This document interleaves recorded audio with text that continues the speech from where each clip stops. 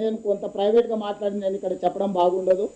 అది నైతిక ధర్మం కాదు, రాజకీయ ధర్మం కాదు. నాకు చాలా విషయాలు తెలుసు. నేను చాలా మందిని కలిసి వచ్చిన, సంబంధిత మంత్రులందరినీ కలిసిన, ప్రధానమంత్రి గారిని కూడా కలిసిన, చాలా మందితో నేను మాట్లాడి వచ్చిన. నేను రాజకీయంగా కొన్ని ఎథికల్గా వ్యవహరిస్తా. సో నేను ఎథికల్గా కొన్ని ఇష్యూస్ నేను చెప్పదలుచుకోలేదు. చెబితే అది బాగుండదు. టూ ప్రైవేట్ ఇండివిజువల్స్ మధ్యలో జరిగిన డిస్కషన్ని డిస్క్లోజ్ చేయడం అనేది ఎథికల్గా కరెక్ట్ కాదు. అందుకోసమని నేను ఏ అంశాలు మాట్లాడతలేదు. జస్ట్ కిషన్ రెడ్డి గారిని లోన్ రిలీజ్ కావడానికి నిన్నే ఎందుకు అడుగుతున్నావు నీకు అనుమానం రావచ్చు. నువ్వు యూనియన్ క్యాబినెట్లో తెలంగాణ స్టేట్ నుంచి క్యాబినెట్ ర్యాంక్ మినిస్టర్ ఉన్నావు కాబట్టి నిన్ను అడుగుతున్నావు. రేపు పొద్దున్నే మోడీ క్యాబినెట్ విస్తరించి నిన్ను తీసేసి ఈటల రాజేందర్ గారిని మంత్రి చేసిండు అనుకో, ఆటోమేటిక్గా రాజేందర్ గారిని వెళ్ళి అడుగుతా. ఆయన కాన్స్టిట్యున్సీకి కూడా మెట్రో వస్తుంది కాబట్టి.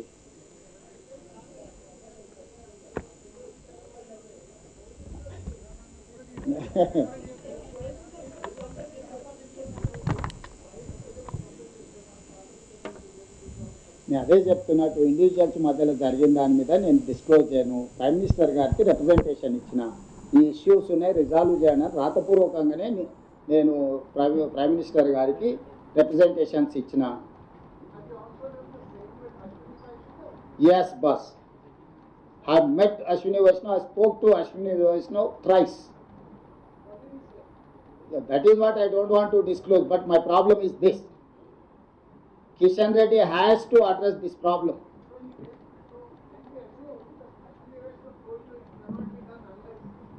That is up to you. I cannot restrict, I cannot impose any conditions on my journalist. So journalist is having his wisdom to visualize anything. That is up to you. నేను అదే చెప్తున్నా, ఈరోజు మెట్రోకు పరిమితమై మాట్లాడండి. మీకు ఏమేమి ఉన్నావో ఎజెండా ఇస్తే రేపో ఎల్లుండో మళ్ళీ ప్రెస్ కూర్చుంటే మొత్తం మీకు అన్ని సమాధానం. ఈరోజు దీన్ని డైల్యూట్ చేయకండి. ఇది చాలా అత్యంత కీలకమైన విషయం. దీనికి చాలా ప్రాధాన్యత ఉంది. చాలా కష్టపడి దీన్ని ఒక కొలిక్కి తీసుకొచ్చినాం. ఇది ఈ హైదరాబాద్ నగరం అంతర్జాతీయ నగరం కావాలంటే ఇది చాలా అత్యవసరం. నిన్నగాక మొన్న నరేంద్ర మోడీ గారు కూడా యుద్ధం జరిగినప్పుడు మీరు మెట్రోలలో వెళ్ళండి, మెట్రోని వాడండి, మీరు డీజిల్ తక్కువ వాడండి, వెహికల్లు తగ్గించుకోండి, అన్ని సూచనలు ప్రధానమంత్రి గారు చేసింది. సూచనలకు తగ్గట్టుగానే మరి మేము మెట్రో విస్తరించుకునే ప్రయత్నం చేస్తున్నాం. ఎందుకు ఆగుతుంది?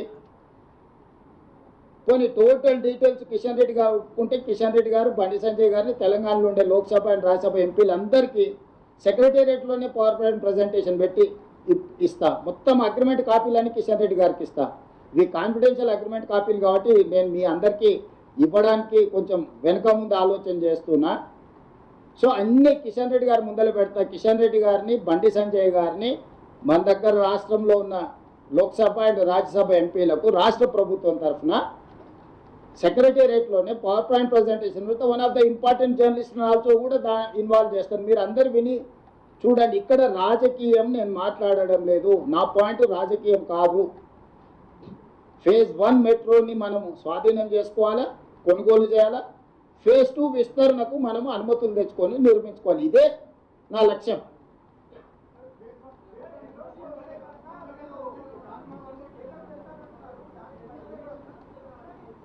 స్ట్రైట్ అలిగేషన్ అని చెప్పినా కదా వెంకటరాజు.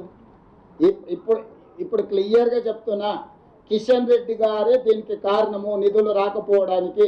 దానికి 2 అంశాలు ఉన్నాయి. నా ప్రైవేట్ డిస్కషన్ అనే థర్డ్ ఇష్యూ. యూనియన్ క్యాబినెట్లో ఉన్న ఏకైక కేంద్ర మంత్రి కిషన్ రెడ్డి ఫ్రమ్ తెలంగాణ. ఇది కేంద్ర ప్రభుత్వం దగ్గరనే ఆగున్నది. ఇది ఆయన ప్రాతినిధ్యం వహిస్తున్న పార్లమెంట్ నియోజకవర్గం, ఆయన రిప్రజెంట్ చేస్తున్న స్టేట్. ఆయన తెలంగాణ కోటాల మంత్రి ఇచ్చిండు, గుజరాత్ కోటాలు ఇవ్వలే. వీళ్ళు గుజరాత్ కోటాలు ఇస్తే గుజరాత్కు మొన్ననే అహ్మదాబాద్ మెట్రో ఫేజ్ 2కి నిధులు ఇచ్చి చూసిన కదా మన క్యాబినెట్లో. అహ్మదాబాద్ మెట్రో రాగలుగుతుంది, హైదరాబాద్ మెట్రో మాత్రం ఆగిపోతుంది. ఏం చెప్తారు? ఉత్తరప్రదేశ్కి ఇచ్చిండ్రు, అహ్మదాబాద్కి ఇచ్చుకున్నారు, వాళ్ళకి కావాల్సిన దగ్గర వాళ్ళు ఇచ్చుకో. చివరికి ఆంధ్రప్రదేశ్లో వైజాగ్ కూడా ఇచ్చిరా. ఎంత ఉంటుంది? తత్తుంటుంది. మన జూబ్లీస్ ఆ పక్కన మాదాపూర్ గత్తు ఎత్తుంటుంది, గత్తు ఉంటుంది. ఆ వైజాగ్ కూడా ఇచ్చేసిరు. ఇంత పెద్ద విశ్వనగరం హైదరాబాద్కి ఇవ్వట్లేదంటే వివక్ష ఏ స్థాయిలో కొనసాగుతుంది అనుకోవాలి.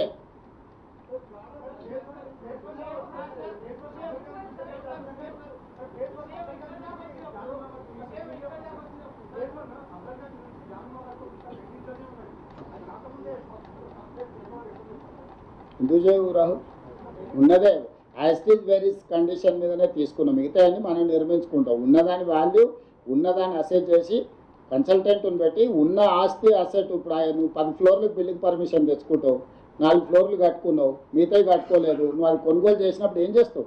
ఏమున్నదో దాన్నే వాల్యుయేట్ చేసి దాని మీదనే కొనుగోలు చేస్తాం కదా. ఇదే ఒత్తిడే ఆప్షన్. మీరు అందరు కలిసి ఈ నుంచి చక్కగా బయలుదేరి కిషన్ రెడ్డి ఇంటి ముందర ధర్నా కూర్చుంటే ఆటోమేటిక్గా కిషన్ రెడ్డికి తెచ్చేస్తాడు. ఇదే బెస్ట్ ఆప్షన్.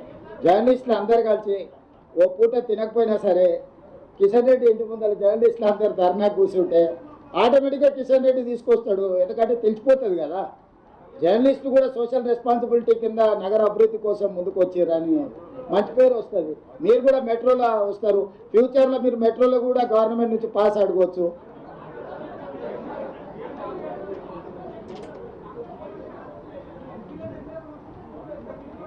చేస్తాం సార్. ఇప్పుడు మన సామభేద దాన దండోపాయాలని యుద్ధతంత్రం చెప్పారు కదా వెంకట్కే. సామరస్యపూర్వకంగా నేను వారికి విజ్ఞప్తి చేస్తున్నా. ఇంత దూరం వచ్చినా ఇన్ని విషయాలు చెప్తున్నానంటే ఏదో ఒకటి ప్రణాళిక లేకుండా వస్తామా? మీరు కూడా ఇట్లా అమాయకంగా అడిగితే ఎట్లా?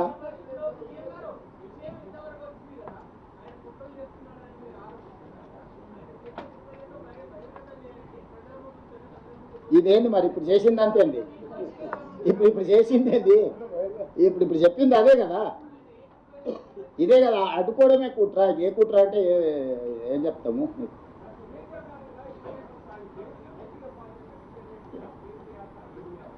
ఇప్పుడు కిషన్ రెడ్డి గారు వెనకాల ఎవరెవరు ఉన్నారు అనే దాన్ని అది ఆయన చెప్పాలి.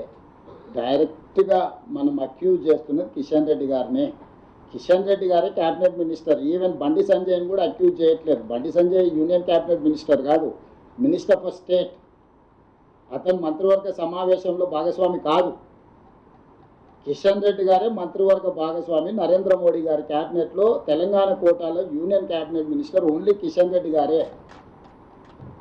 నేను అడగాలి, కిషన్ రెడ్డి గారు తేవాలి. ఇది రాష్ట్రానికి మేలు ప్రయోజనం. అందుకే నేను అడుగుతున్నా కిషన్ రెడ్డి గారిని తెమ్మని.